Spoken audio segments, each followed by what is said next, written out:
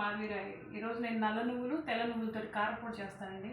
జనరల్గా నువ్వులు ఇప్పుడు అందరికీ తెలుసు, కాకపోతే ఈ నల్ల నువ్వులు కలపటం వల్ల ఎక్కువ కాల్షియం ఉంటుందండి నువ్వుల్లో. మన హెల్త్కి కూడా బోన్స్కి కూడా చాలా మంచిది అంటారు కాబట్టి నేను రోజు చేస్తాను. ఒకసారి చూపిస్తానండి ఏమేమి కావాలి వాటికి.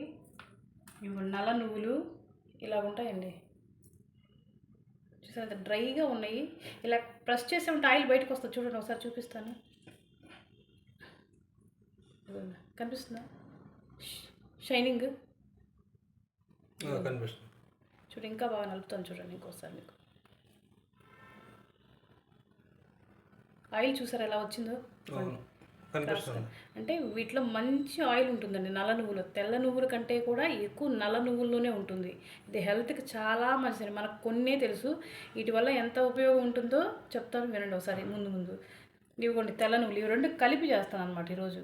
ఎందుకంటే కొద్దిగా చిరుచేదుగా ఉంటుందంటారు. ఇవైతే చేదేమి లేవండి. ఎర్ర నువ్వులు అయితే చేదుగా ఉంటాయి. ఇవి జనరల్ నువ్వులే అనమాట, నలుపు తెలుపు. ఎర్ర నువ్వులు చేదుగా ఉంటాయి, ఇవి రెండు మామూలువే.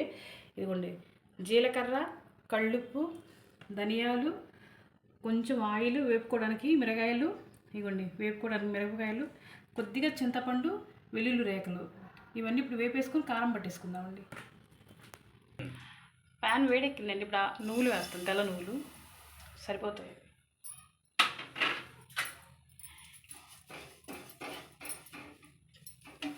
దోరగా వేపుకోవాలండి.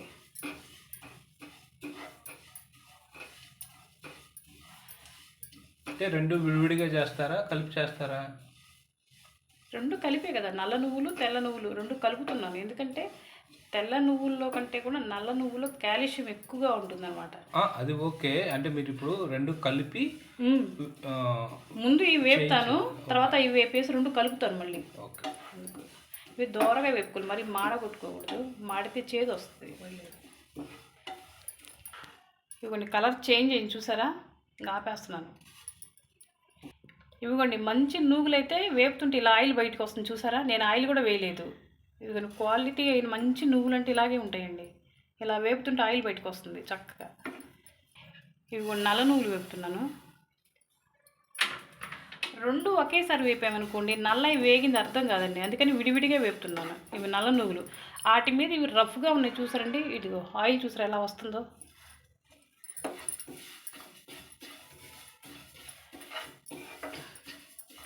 నేను నూనె కూడా వేయలేదండి వేపేటప్పుడు, డ్రైగానే వేపుతున్నాను. ఇలా టపటపా సౌండ్ వస్తుంది చూసారా, వేగేయండి, మంచి స్మెల్ వస్తుంది.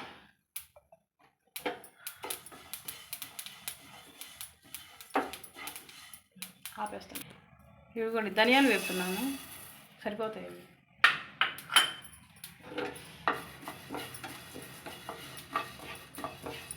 వీటిని ఆయిల్ వేసి వేపకూడదండి, ఒక మిరపకాయలో లైట్గా ఆయిల్ వేసి వేపుతాను. ఎందుకంటే నువ్వుల్లో ఆల్రెడీ నూనె ఉంటుంది కదా, సరిపోయింది, ఇంకెక్కువ ఆయిల్ వేయకూడదు. ఆయిల్ వేస్తే మళ్ళీ నువ్వులు ఫ్లేవర్ పోతుంది అనమాట. ఇక దోరగా వేగే ఇప్పుడు ఇందులో జీలకర్ర వేస్తారు. ముందేసామనుకోండి వేగి చేదు వస్తాయి, సరిపోద్ది. ఒక స్పూనే వేసానండి జీలకర్ర, ఎక్కువ వేయలేదు.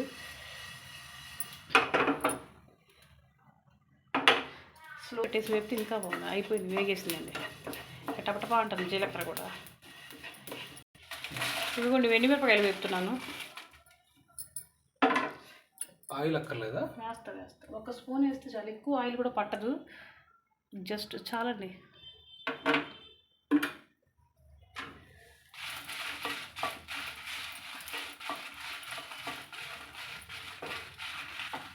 ఇవ్వండి ఆపేస్తాను, వేగాయి. ఇవ్వండి ముందు వేపిన ఎండుమిరపకాయలు కొద్దిగా కళ్ళు ఉప్పు వేసి బాగా మెత్తగా పౌడర్ చేసుకున్నాము.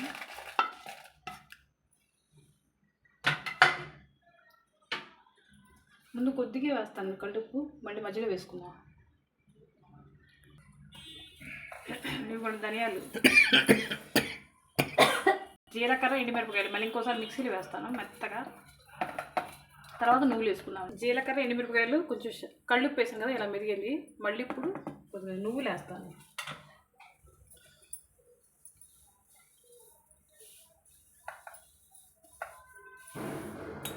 ఇప్పుడు రెండు ఒకసారి వేసుకుంటున్నారా? రెండు ఒకేసారి వేసుకోవచ్చు. ఎంత మంచి స్మెల్ వస్తుంది చూసారు కదా, కమ్మని వాసన వస్తుంది, బాగుంది స్మెల్. గుమగుమలాడుతుంది.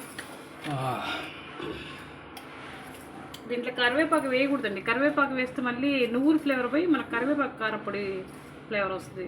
ఇప్పుడు దీంట్లో ఉప్పు అవన్నీ చూసుకొని మళ్ళీ కొద్దిగా ఉప్పు వేసుకొని కొంచెం చింతపండు వెల్లుల్లి రేకలు వేస్తాను.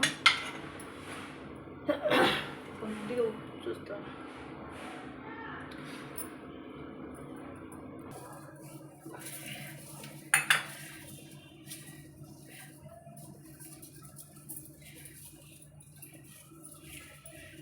ఇవి కూడా 4 వెల్లుల్లి రేకలు వేస్తాను, సరిపోతాయి ఇవి.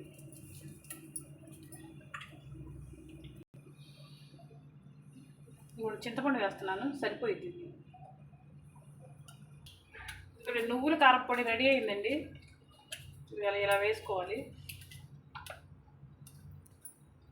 ఉప్పు నాకు అన్నీ కరెక్ట్ సరిపోయండి. చింతపండు ఉప్పు అన్నీ కారంతో సహా సరిపోయింది.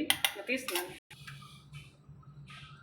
కొద్దిగా బౌల్లో తీస్తున్నాను. ఇప్పుడు ఇదే కారపొడిలో మళ్ళీ స్వీట్ కారపొడి బెల్లం వేసేస్తాను చూడండి.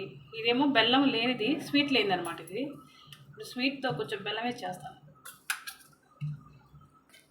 ఇదిగోండి, ఇది నువ్వుల కారపొడి, ఇది బెల్లం లేనిది, ఇది బెల్లం లేనిది. ఇప్పుడు అదే కారపొడిలో కొంచెం బెల్లం వేస్తున్నాను చూడండి, స్వీట్ కారపొడి.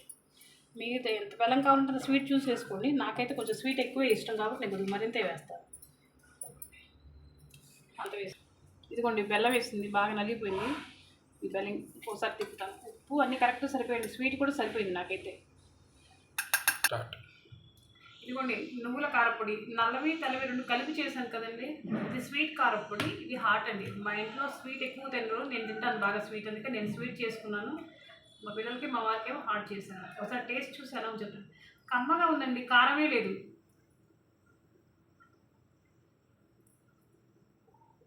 చాలా బాగుంది, స్పైసీగా లేదు, పుల్లపుల్లగా స్వీట్గా చాలా బాగుంది. దీంట్లో కొంచెం నెయ్యి వేసుకొని తిన్నాం అనుకోండి అన్నంలో, ఎక్సలెంట్గా ఉంటుంది.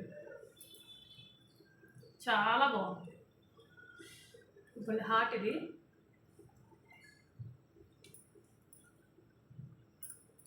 చాలా బాగుంది. వేడి వేడి అన్నం తిన్నాం అనుకోండి, లేదా దోశల్లోకైనా చాలా బాగుంటుంది. మీకు నచ్చితే లైక్ చేయండి, షేర్ చేయండి, సబ్స్క్రైబ్ చేయండి.